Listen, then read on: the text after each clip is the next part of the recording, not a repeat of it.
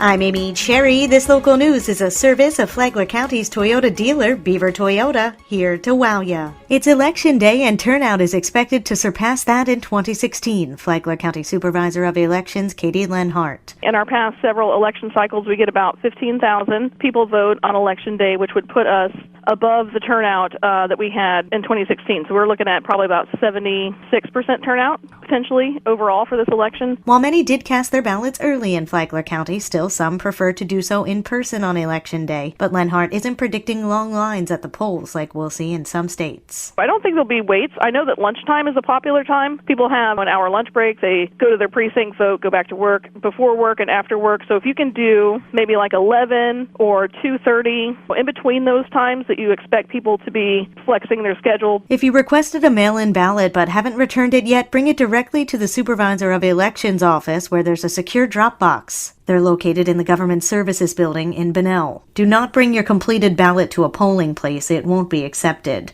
The polls are open in Flagler County from 7 a.m. until 7 p.m.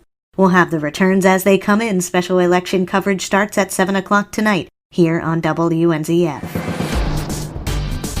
A Bunnell woman is facing charges following her arrest over the weekend in connection with damaged campaign signs. John Arking reports. 42-year-old Tanya McCrae was taken into custody Saturday after a Flagler County Sheriff's deputy witnessed her on Palm Coast Parkway actively striking and damaging Donald Trump political campaign signs on private property. McCrae, who initially gave a false name, told deputies she was, quote, tired of the lies. Flagler County Sheriff Rick Staley said the incident was unfortunate and that while tensions are obviously running high, everything was being done to make sure today runs smoothly. We will do everything we can to ensure you have a safe opportunity to exercise your constitutional right to vote. There are 39 poll deputies that I have sworn in to serve at the voting locations.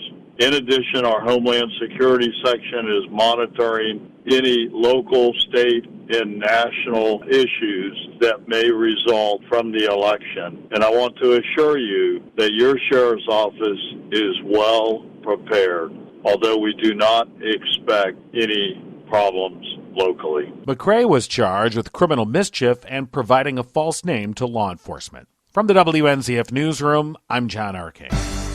Flagler County Sheriff's deputies shut down a motel room that they say was operating as a drug haven. Karen Johnson has the details. The Flagler County Sheriff's Office Special Investigations Unit, with the assistance of the FCSO SWAT team, delivered a narcotics search warrant at one of the rooms at the Econo Lodge, located at 5 Kingswood Drive in Palm Coast just days ago. This search warrant was the conclusion of multiple covert operations conducted by the Special Investigations Unit, who were investigating drug dealing activities and a shooting by a long-term tenant, 25-year-old Joshua LeMaster, plus his parents Jackie and Jody LeMaster. Over a half-pound of cannabis was seized, along with other illegal narcotic sales and other miscellaneous evidence related to the previous undercover operations conducted. In addition to the 3 facing numerous drug charges, Joshua is also a registered sex offender. Flagler County Sheriff Rick Staley says this guy has been on our radar for a long time, and it just goes to show you that we'll find you wherever you are, even in a hotel room. For Flagler's Morning News, I'm Karen Johnson. Has beach erosion affected the local sea turtle population? Jessica Long says there's been less of a focus on the beaches this year, but there have been some positives for sea turtles. We have had some increased nesting in some areas, so that's kind of a positive in terms of nests. Long is with the Whitney Labs Marine Research Center in Marineland. She said that the fall brings the washback turtles. So if you do see one, you can contact us or you can contact Fish and Wildlife Commission. Long said that Fish and Wildlife will call her or another sea turtle hospital to care for the washbacks. To listen to the entire interview with Jessica Long, download the Flagler radio app and go to the Free for All Friday podcast. Tomorrow, what should a person do if they're fishing and accidentally hook a sea turtle? From the WNZF Newsroom, I'm Rich Carroll. And now you're up to date on Flagler's Morning News. I'm Amy Cherry.